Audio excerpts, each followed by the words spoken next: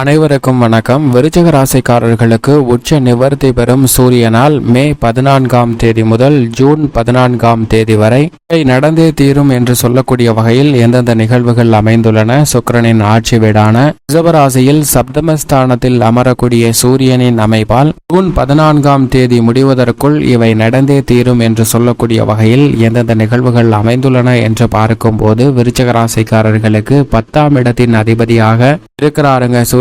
ராசியின் அதிபதியான செவ்வாய்க்கும் நட்பு கிரகமாக இருக்கிறார். ராசிக்கு மிகவும் சகாயமானவராக இருக்கக்கூடிய சூரியன் உச்ச நிவர்த்தி பெற்று சப்தமஸ்தானமாகிய 7இல் அமர்வது நிச்சயமாக நல்ல வரவேற்கத்தக்க ஒரு அமைப்பாக தான் பார்க்கப்படுகிறது. சற்று சிறந்த மாறுதலை சந்திப்பதற்கான வாய்ப்பும் உண்டு. ஏனென்றால் சூரியனுடைய சப்தம பார்வை ஜென்ம ராசியில் பதிகிறது. அங்கு குருவுடனும் இணைந்து சஞ்சரிக்கிறார். குருவின் சப்தம பார்வையும் ஜென்ம ராசியில் பதிவதால் பல அதிரடியான மாற்றங்களை விருச்சிக ராசிக்காரர்கள் சந்திப்பதற்கான யோகமும் சப்தமஸ்தானம் வலுப்படுத்தக்கூடிய இந்த தருணத்தில் எதிர்பார்ப்புகள் பூர்த்தியாவதற்கான வாய்ப்பும் மிக வலுவாக விருச்சிக ராசிக்காரர்களுக்கு கிடைக்கிறது என்பதை துல்லியமாக குருவுடன் இணைந்து உறுதிப்படுத்துகிறார் சூரியன். பொதுவாக முதலும் முடிவுமாக பார்க்கப்படக்கூடிய சூரியன் உச்ச நிவர்த்தி பெறுவது சில விஷயங்கள்ல நிச்சயமாக வரவேற்கத்தக்க ஒரு அமைப்பாக தான் பார்க்கப்படுகிறது. ஏனென்றால் உஷ்ண கிரகமாக இருக்கக்கூடிய சூரியன் உச்சம் பெற்று சஞ்சரிப்பதால் அவருடைய தாக்கம் பல வகையில சந்திப்பதற்கான சூழல் ஏற்பட்டது. தற்போது அவர் உச்ச நிவர்த்தி பெறுவதால் உஷ்ண சம்பந்தப்பட்ட பல பாதிப்புகள் விலகுவதற்கான வாய்ப்பும் சாத்தியக்கூறுகளும் உண்டு. அக்னி நட்சத்திரம் மே 4 to 28ஆம் தேதி வரை நடைபெற்றாலும் கூட உச்ச நிவர்த்தியை முதன்மை கிரகமாக இருக்கக்கூடிய சூரியன் மே 14ஆம் தேதி முதல் அடைகிறாருங்க. மே 14ஆம் தேதி முதல் ஜூன் 14ஆம் தேதி முடிவதற்குள் உச்ச நிவர்த்தி பெற்று சுக்கிரனின் ஆட்சி வீடான ரிஷபராசியில் வலுவாக சஞ்சரிக்கிறார். அப்படி சஞ்சரிப்பதன் காரணமாக இவை நடந்தே தீரும் என்று சொல்லக்கூடிய வகையில் எந்தெந்த நிகழ்வுகள் அமைந்துள்ளன என்று பார்க்கும்போது உஷ்ண கிரகமாக இருக்கக்கூடிய சூரியனின் உச்ச நிவர்த்தி என்பது பல்வேறு வகையில ஏற்பட்டு வந்த உடல் சார்ந்த ஆரோக்கிய தொல்லைகள் விலகுவது மட்டுமல்லாது நீங்கள் எதிர்பார்க்கக்கூடிய நல்ல ஆரோக்கியம் திருப்திகரமாக அமைவதற்கான சூழல் இந்த தருணத்தில் மிகவும் வலுவாக கிடைக்கிறது. ஆளுமையும் அதிகாரமும் கொண்டவராக பார்க்கக்கூடிய சூரியன் உச்ச நிவர்த்தி பெறுவதால் சில உயர் பதவிகள் மற்றும் புதிய வாய்ப்புகள் எதிர்பார்க்கும் போது சின்ன சின்ன தடைகள் ஏற்படுவதற்கான சாத்தியக்கூறுகள் உண்டு. ஏனென்றால் சூரியனின் பார்வையில் சுக்கிரன் பகை கிரகமாக பார்க்கப்படுகிறார். இப்படி பகை கிரகமாக இருக்கக்கூடிய சுக்கிரனின் ஆட்சி வீடான ரிஷபராசிக்குள் நுழைந்திருப்பதால் சின்ன சின்ன தடைகளை சந்திப்பதற்கான சூழல் உண்டு. ஆனால் அதே வேளையில் சூரியனின் நட்பு கிரகமாக இருக்கக்கூடிய குருவும் அங்குதான் சஞ்சரிக்கிறார். எனவே குருவுடன் இணைவதால் சில மாறுதல்களை சந்திப்பதற்கான யோகம் உண்டு. அது மட்டுமல்லாது சுக்கிரனும் மிக வலுவாக மே 20ஆம் தேதி முதல் குரு மற்றும் சூரியனுடன் இணைந்து சஞ்சரிக்க போகிறாருங்க. ஆட்சி பலம் பெற்று சுக்கிரன் சஞ்சரிக்க போகிறார். இந்த தருணத்துல பல அதிரடியான மாற்றங்களை சந்திப்பதற்கான வாய்ப்பு நிச்சயமாக உருவாகிறது. முக்கூட்டு கிரகம் என்று சொல்லக்கூடிய புதனும் மே 25ஆம் தேதிக்கு பிறகு மிக வலுவாக சூரியன் சுக்கிரன் மற்றும் குருவுடன் இணைந்து சஞ்சரிக்க போகிறாருங்க. இப்படி 4 கிரகநிலைகள் இந்த சூரிய பயிற்சி காலகட்டத்தில் வலுவாக இணைந்து சஞ்சரிக்க போகின்றன. அதிலும் நட்பு கிரகமாக இருக்கக்கூடிய சுக்கிரனும் சனியும் ஆட்சி பலம் பெற்றிருப்பது பல அதிரடியான மாற்றங்களை விளைவிக்கக்கூடிய ஒரு அமைப்பு நிச்சயமாக உண்டு. சூரியனின் பார்வையில் சந்திரன் செவ்வாய் குரு ஆகிய கிரக நிலைகள் நட்பு கிரகங்களாக இருக்கின்றன. அது மட்டுமல்லாது புதன் சமகிரகமாக இருக்கிறார். ஆனால் புதனின் பார்வையில் சூரியன் நட்பு கிரகமாக இருக்கிறாருங்க.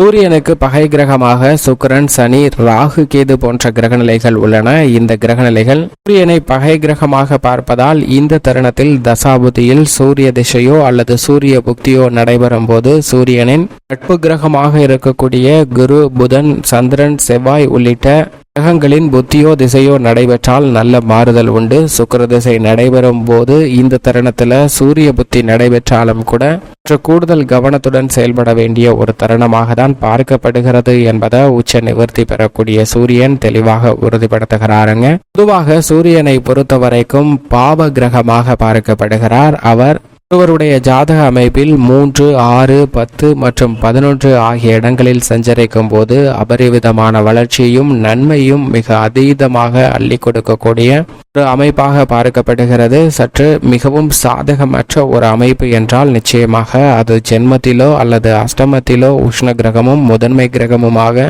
இருக்கக்கூடிய சூரியன் அமரும் போது சில சிக்கல்களை சந்திப்பதற்கான சூழலும், ஆரோக்கிய தொல்லை, அலைச்சல் உள்ளிட்ட பல சிரமங்களை சந்திக்க வேண்டிய சூழ்நிலையும் ஏற்படுவதற்கான சாத்தியக்கூறுகள் உண்டு. ஆனால் 3, 6, 10, 11 அபரிவிதமான வளர்ச்சியும் முன்னேற்றத்தையும் மிக வலுவாக அள்ளி கொடுப்பாருங்க சூரியன். அலைச்சல் இல்லாமல் உங்களுடைய சிறு முயற்சி கூட மிகப்பெரிய அளவில் காரிய வெற்றி நிறைந்து பெறுவதற்கான யோகத்தை அள்ளி கொடுக்கக்கூடிய வலுப்பெற்றவராக பார்க்கப்படுகிறார். அப்படிப்பட்டவர் நீச்சம் பெற்று சஞ்சரிக்கக்கூடிய வேளையில் நடுநிலையான பலனாக 4, 12 சற்று கூடுதல் நன்மை கிடைக்கக்கூடிய இடங்களாக 2, 5, 7, 9 ஆகிய இடங்கள் பார்க்கப்படுகின்றன. இந்த இடங்களில் சூரியன் சஞ்சரிக்கும் போது சில மாறுதல் நிச்சயமாக ஏற்படுவதற்கான சாத்தியக்கூறுகள் உண்டு. மட்டுமல்லாது தற்போது உச்ச நிவர்த்தி பெற்று மிக வலுவாக ஜூன் 14ஆம் தேதி முடிவதற்குள் இவை நடந்தே தீரும் என்று சொல்லக்கூடிய வகையில் பல அதிரடியான மாற்றங்களை ஏற்படுத்தி கொடுக்க போகிறாருங்க. ஏனென்றால் அதிலும் குறிப்பாக உடல்நல ஆரோக்கியம் திருப்திகரமாக அமையும். பல்வேறு வகையில சங்கிலி தொடர்போல் நீண்டு வந்த சில சிரமங்கள் விலகும்.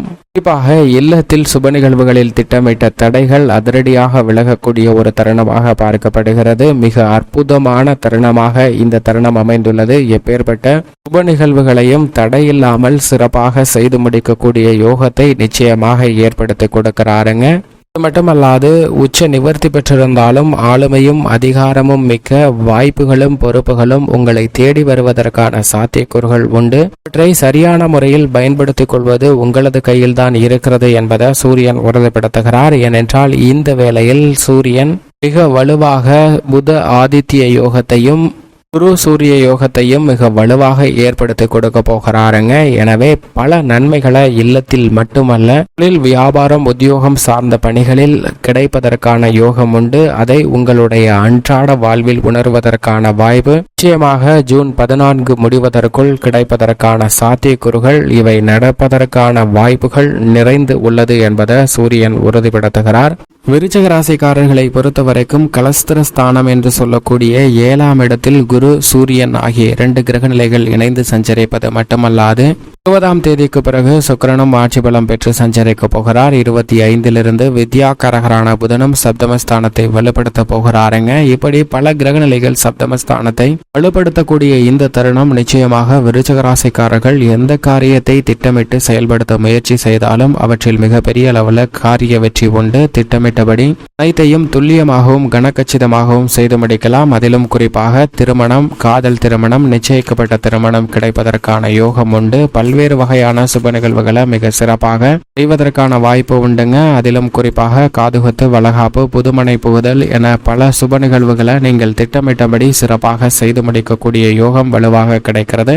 உத்தியோக ரீதியாக சனி மிக வலுவாக சுகஸ்தானத்தில் ஆட்சி பலம் பெற்று சஞ்சரிக்கிறார். குரு 7இல் இருக்கிறாருங்க. ராகு கேதுவும் பெரிய அளவிற்கு சிரமத்தை ஏற்படுத்தக்கூடிய ஒரு அமைப்பில் இல்லை. லாபத்தில் ராகு வலுவாக இருக்கிறார். எனவே இந்த தருணம் விருச்சிக ராசிக்காரர்களுக்கு உத்தியோக ரீதியாக எதிர்பார்க்கக்கூடிய ஊதிய உயர்வு, பதவி உயர்வு உள்ளிட்ட பல வாய்ப்புகள் கிடைக்கும். அது மட்டுமல்லாது நீங்கள் எதிர்பார்க்கக்கூடிய சிறந்த முன்னேற்ற வாய்ப்புகளும் உண்டு. தொழில்துறை, வியாபாரத்துறையில் புதிய ஒப்பந்தங்கள் அடுக்கடுக்காக கிடைக்கும். இந்த தருணத்தில் துணிந்து பல முதலீடுகளை மேற்கொள்ளலாம். அவை நல்ல முன்னேற்றத்தை பெற்றுத்தரக்கூடிய வகையில் அமைகிறது. நினைத்து செயல்பட்டாலும், கூட்டு முயற்சியாக ஈடுபட்டாலும் தங்களுக்கு அனுபவம் உள்ள துறைகளை தேர்ந்தெடுத்து அந்த துறைகளில் நீங்கள் முதலீடு செய்யலாம். மிகப்பெரிய அளவில் லாபமும் முன்னேற்றமும் நிச்சயமாக கிடைக்கும். கலைத்துறையின் அதிபதியாக இருக்கக்கூடிய சுக்கிரன் மிக வலுவாக சஞ்சரிக்கிறாருங்க. எனவே இந்த தருணத்தில் நீங்கள் எதிர்பார்க்கக்கூடிய நல்ல மாறுதலும் முன்னேற்றமும் கலைத்துறை ரீதியான பணிகளில் கிடைக்கிறது. வருமானம் உயரக்கூடிய இனிமையான தருணமாக பார்க்கப்படுகிறது. கலைத்துறையினரை பொறுத்த வரைக்கும் திட்டமிட்டதை விட